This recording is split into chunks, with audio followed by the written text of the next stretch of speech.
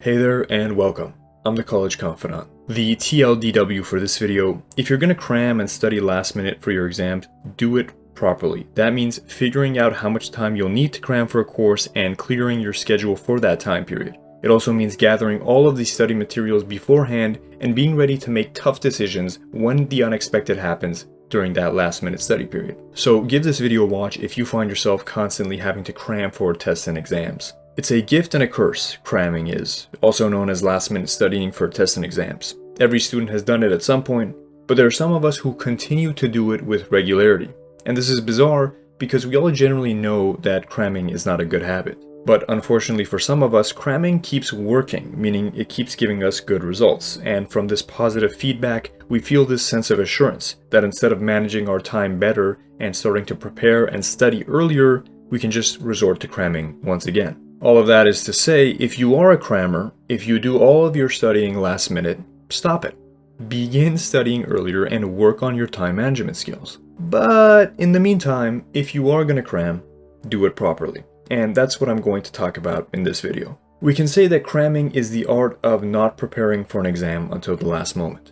But even leaving preparation to the last moment needs some preparation in itself. There's a science to the art of cramming.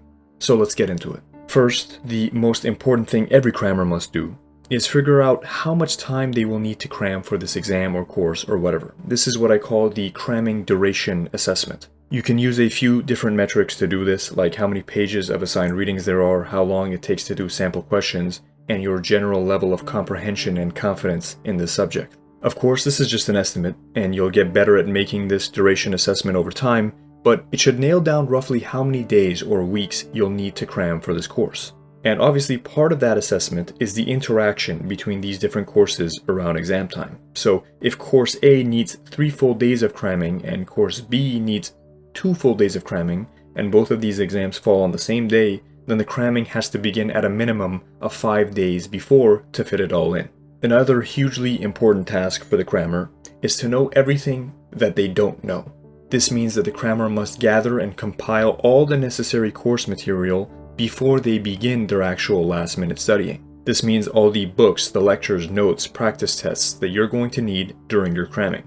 Because during that last-minute studying, all you have time left for is to actually study.